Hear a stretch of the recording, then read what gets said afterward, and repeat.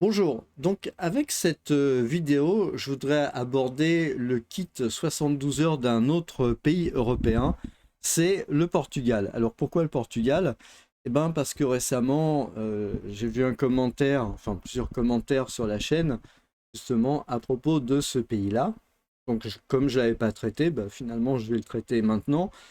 Alors il faut savoir que pour ce qui est des kits officiels, hein, de la description officielle, il faut aller évidemment sur des sites officiels. Et comme site officiel, il y a un site qui est assez bien fait qui s'appelle l'École nationale des pompiers, Bombeiros. Et on peut voir que c'est en portugais, en anglais, en espagnol et en français. Donc on a aussi la version française du site. Donc c'est intéressant, hein, vous avez tout le, toutes les informations, hein, à propos des pompiers, voilà, et vous avez multimédia et ressources. Donc vous pouvez lire un peu tout ce qui se fait, hein, tout est traduit, hein, donc c'est vraiment pas mal. C'est vraiment très intelligent parce que évidemment il y a beaucoup d'étrangers dans tous les pays européens, donc c'est normal en fait qu'il y ait que ce soit traduit en plusieurs langues, et il faut noter qu'il y a le français, donc c'est vraiment très très bien. Évidemment, comme on en discutait dans les commentaires, le Portugal, c'est un pays qui est un peu particulier, parce que c'est un pays où les risques naturels sont, disons, sont existants. Vous avez plusieurs types de risques, hein. Les forêts avec le feu, d'ailleurs, c'est ce qu'on voit, hein, dans- c'est ce qui est mis en exergue sur ce site, c'est vraiment la problématique des feux de forêt. Ça, c'est vraiment quelque chose d'assez important. Ça se voit, hein, quand on va au Portugal. Effectivement, il y a des zones où il y a du feu. Bon, c'est régulier. Vous avez aussi la problématique des tremblements de terre. Il faut savoir qu'il y a eu un très grand tremblement de terre. Alors, je crois que c'était au XVIIIe siècle à Lisbonne, un tremblement de terre extrêmement important. Donc, ça fait aussi partie des points qui sont des points critiques. D'ailleurs, sur la chaîne, hein, vous avez le kit 72 heures du Japon, où au Japon, il y a aussi beaucoup de... Enfin, je pense qu'il y a plus de tremblements de terre au Japon qu'au Portugal, mais quelque part, peut-être il peut y avoir des choses qui peuvent permettre de s'inspirer pour enrichir le kit de survie 72 heures en cas de tremblement de terre. Donc, vous avez sur ce site multimédia et ressources, et bon, vous avez pas mal de choses, et en particulier, vous avez la fiche qui fournit le contenu de la trousse d'urgence. Alors, je viens de faire récemment, très récemment, le kit 72 heures pour la France, hein. C'est vraiment un gaspillage de papier avec plein de trucs absolument inutiles. Là, il y a une page, hein, vous pouvez cliquer dessus. C'est un PDF qui se télécharge. Bon, alors, c'est effectivement en portugais. Enfin bon, c'est normal, hein. Même si c'est dans la partie du site francophone, bon, ce genre de choses est écrit en portugais. Et il y a un PDF, en fait, il y a un PDF, hein, c'est un A4. Vous pouvez peut-être même probablement l'imprimer en A3 pour en faire une affiche. Et il y a tout ce qu'il faut, hein. C'est aussi complet que le kit 72 heures français. Donc, le kit d'urgence pour les situations de catastrophe. Donc, on peut voir leurs préconisations. Alors, les documents.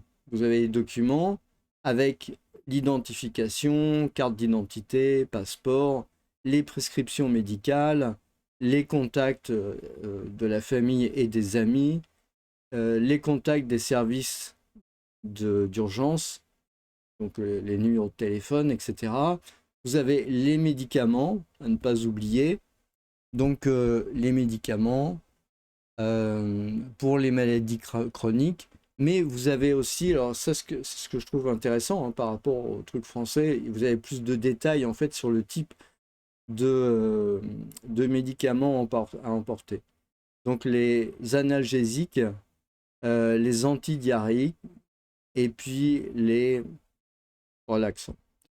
Donc voilà, c'est aussi important en fait quand on donne la liste des médicaments, bah, les antidiarrhéiques, c'est vraiment important parce que si vous n'avez pas d'accès à de l'eau potable et puis que vous êtes amené à boire n'importe quoi ou à manger n'importe quoi, bah, à ce moment-là, ça va être vraiment très utile.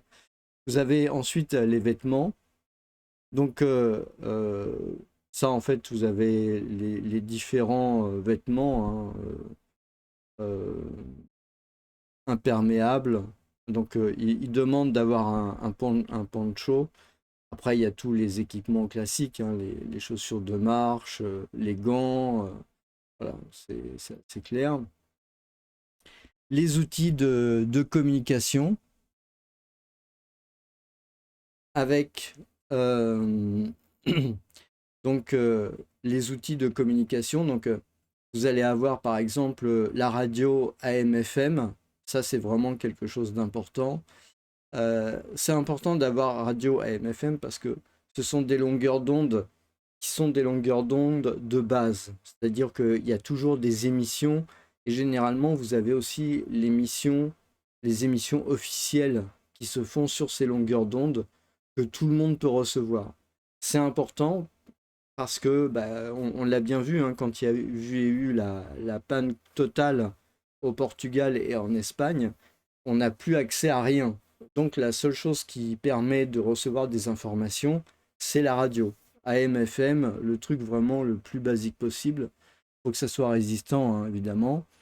Les powerbanks pour pouvoir continuer à alimenter un smartphone pour des appels d'urgence, par exemple, ou des téléphones. Hein. Éventuellement, même, la bonne idée, c'est d'avoir un mode économie d'énergie prévu de manière à ce que vous tiriez le moins possible d'électricité de votre smartphone ou de votre téléphone mobile. D'ailleurs, à ce sujet-là, moi, je ferai d'autres recommandations, si vous voulez, pour économiser l'électricité, parce que ça devient une ressource à ce moment-là qui devient une ressource critique. C'est ayez des cartes du voisinage, mais je veux dire des cartes papier, quoi, des cartes qu'on achète comme des cartes Michelin ou ce genre de trucs-là, relativement détaillées quand même. Comme ça, le fait d'avoir une carte, ça vous, disons, permet de ne pas utiliser Google Maps ou le GPS. Vous avez aussi la boussole, c'est très bête, mais une boussole, c'est très très pratique. D'ailleurs, dans les outils, je rajouterai un thermomètre de base pour s'assurer que le thermomètre marche bien. C'est important pour où vous allez dormir éventuellement. Mais la boussole, c'est vraiment très important. Idéalement, je dis bien idéalement, ce qu'il faudrait, c'est un GPS qui puisse vous permettre d'avoir la position sur la carte. Évidemment, il faut apprendre à utiliser l'ensemble, le GPS, la carte, etc. Si on est dans ce type d'équipement, vous avez aussi les lampes frontales. Les lampes frontales du type Petzl, ça pour moi c'est indispensable, absolument à avoir. Il n'y a pas de question sur le sujet. Un autre point aussi qui me paraît très important, au niveau des batteries, des piles, vous avez précisément ces deux types de contenants d'électricité, les piles et les batteries. Ayez toujours, toujours, toujours un jeu de piles qui correspond à vos équipements, en plus d'un jeu de batterie. Les piles, elles sont vraiment importantes parce qu'elles ont une charge qui dure plus longtemps. Et donc, c'est vraiment beaucoup mieux d'avoir un jeu de piles. C'est beaucoup plus stable dans le temps. C'est beaucoup plus intéressant que d'avoir des batteries. Alors ensuite, ça ne vous empêche pas d'avoir des batteries Mais il faut pas oublier les chargeurs, etc. Aussi, hein, c'est ça qui est aussi important. Donc, ok. Ensuite, vous avez donc les différents outils de sécurité. Donc les boîtes de premier secours avec les pansements, les nécessaires pour désinfecter, ça c'est vraiment très important. Des lunettes de protection, des masques, je vais y revenir, et puis des couvertures isothermiques. Donc c'est les couvertures de survie en mylar.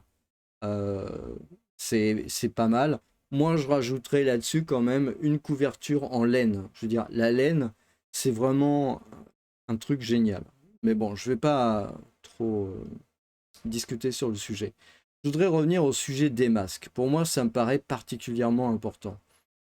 Je vois très souvent actuellement, hein, en 2025, des gens qui portent des masques chirurgicaux. Donc voilà, en ville, dans le bus, dans le train, où vous voulez, je vois des gens qui portent des gants chirurgicaux. Euh, je pense qu'il y a vraiment un problème avec ça. Les gens n'ont pas compris à quoi ça sert un masque chirurgical.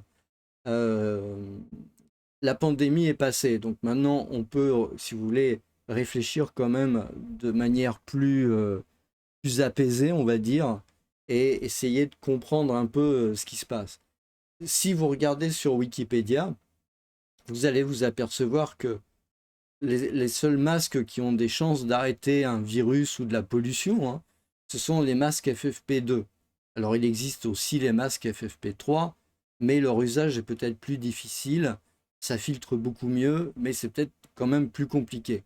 Et si vous voulez, en protection personnelle de base, ce qu'il faut comme masque, c'est un masque FFP2. Et c'est pas les masques chirurgicaux. Les masques chirurgicaux ne sont pas faits pour vous protéger individuellement, si vous voulez. C'est une espèce de protection collective à partir du moment où tout le monde a un masque. Mais si vous voulez vous protéger contre les particules fines, euh, de la pollution, contre des poussières, contre, je sais pas, ça peut être quand il y a un feu, hein, il peut y avoir les cendres, tout ça dans l'atmosphère, ça peut être, c'est très dangereux pour les poumons d'ailleurs, hein, je veux dire. Vous avez des taux de pollution qui sont monstrueux. À ce moment-là, il vous faut un FFP2 absolument, absolument. Et pour vous protéger des virus, des microbes, etc., la grippe, tout ça, il vous faut aussi des masques FFP2. On ne devrait pas voir dans la rue des gens avec des masques chirurgicaux. C'est juste pour rire. C'est pas ce qu'il faut, hein. Donc voilà, je le dis parce que je suis sensibilisé aux masques, si vous voulez, parce que j'ai quand même passé pas mal de temps en Asie et les masques sont portés régulièrement en Asie, même bien avant la pandémie qu'on a connue en 2020. Et voilà, ça fait pas trop l'objet de débat en fait là-bas. Mais pour être efficace, il vous faut un FFP2. Un masque chirurgical, ça sert à rien à part faire joli. Donc l'autosuffisance pour 72 heures, les aliments, donc l'eau, hein, et puis du chocolat ou des barres énergétiques. Vous avez des conserves et les fruits secs. Alors l'intérêt des conserves, c'est que ça peut se conserver très très longtemps, hein. Ça peut largement se manger après la date de péremption. Je trouve que ce qui est important j'en ai déjà parlé sur certaines vidéos de la chaîne, quand on choisit ça là, il faut quand même essayer d'avoir un repas à peu près équilibré. Donc en fonction de votre besoin en calories, il faut que vous ayez le nombre de calories qui va bien, mais aussi le nombre de protéines qui va bien, mais aussi le nombre de glucides, de lipides, etc. Et puis, euh, idéalement, vous avez besoin de compléments alimentaires, par exemple de la vitamine D, d'autres compléments, je sais pas moi, du magnésium, ce genre de choses-là. Éventuellement aussi de la vitamine C, c'est très important. Voilà, il faut tout ça, hein. Un autre, une autre chose, que je vois pas là-dedans, mais qui me paraît assez important, c'est pas oublier du café. Donc prévoyez 3 sachets par jour par personne pour des adultes. Et puis du thé, là aussi, il en faut. Voilà, ça c'est vraiment des trucs importants. Et je rajouterais même des condiments, vous voyez, des choses comme ça. Pourquoi? Bah, tout simplement parce que c'est une question de morale en fait. C'est une question que vous avez besoin de manger des choses qui soient bonnes. Alors même si ce que vous avez pris comme conserve, c'est pas génial, le fait de pouvoir agrémenter ça avec du café, avec certaines épices, avec des choses comme ça, bah, ça permet de remonter le moral. Et pour moi, je trouve que c'est vraiment important. Ensuite, vous avez l'hygiène, bon, bah, le savon. Alors, là encore, si vous voulez, vous avez... Ça, c'est mon avis que je vous donne, hein, mais vous avez tout un tas de gens qui utilisent beaucoup trop souvent le gel hydroalcoolique sur les mains. Je pense que c'est pas nécessairement une bonne idée. Je pense que le savon est très efficace contre les virus, contre beaucoup de choses. Et donc, c'est vraiment probablement mieux d'utiliser du savon ou de l'eau savonneuse ou ce genre de choses. Ça peut être intéressant d'avoir une toute petite flacon d'eau savonneuse. Bon, faut que les flacons soient bien bouchés, etc. Vous avez ensuite bon, bah, tous les produits, hein, dentifrice, rasoir, lingettes, etc. Voilà. Euh, Aussi, vous avez ce qu'il faudrait emporter aussi, c'est des sacs pour mettre les poubelles. Alors, une fois que vous avez consommé, je sais pas moi, des conserves, des, je sais pas, les cotons-tiges ou n'importe quoi, tout mettre dans des sacs poubelles.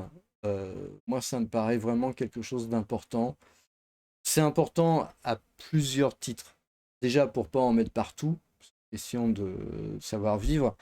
Et puis aussi, il faut pas bien voir que en fonction de l'endroit où vous pouvez où vous pouvez être, vous pouvez tomber sur des animaux sauvages, sur des insectes, sur voilà toute une faune.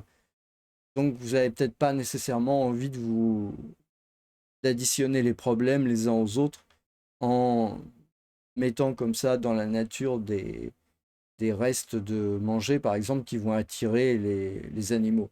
Si, dans la province ibérique, vous avez quand même pas mal d'endroits où vous avez des ours, par exemple. Ah, c'est pas vraiment une très bonne idée de laisser à manger près d'un campement dans ces cas-là, quoi. Vous avez les ustensiles, donc les couteaux, canifs multifonctions. Alors, idéalement avec une pince, hein, c'est vraiment une pince crocodile. Ça, c'est quand même vachement utile. Je rajouterais aussi, j'en vois pas là-dedans, mais des scies à filaire.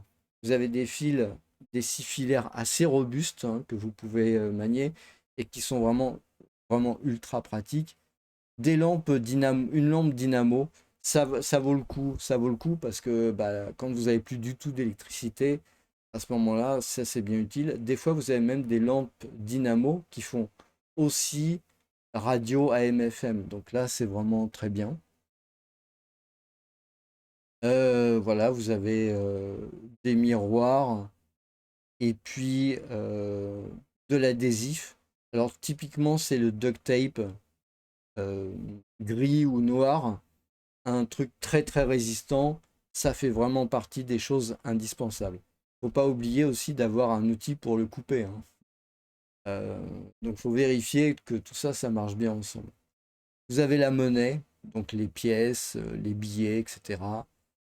Ça peut être utile d'avoir de la monnaie dans une autre devise que la devise locale, hein. Par exemple, je sais pas, de l'euro puis un peu de dollar. Vous savez pas, voilà, vous savez pas quelle est l'urgence, quelles vont être les conséquences et tout ça, donc ça peut être nécessaire. Si vous avez tout un tas bon, de recommandations, donc voilà, je trouve ça c'est bien fait en fait. C'est un PDF assez clair, c'est assez simple. Donc je pense que ça peut vraiment être assez utile. Donc voilà, il suffit d'aller hein, sur la... Si vous avez la traduction en français, hein.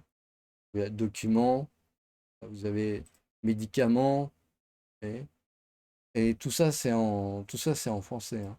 Vous avez les vêtements, c'est ce dont je viens de parler, donc je ne vais pas tout refaire, hein. Mais voilà, vous avez les communications, c'est vraiment très utile. Les premiers secours, avec la liste de tout ce qu'il vous faut comme pour les premiers secours. La nourriture.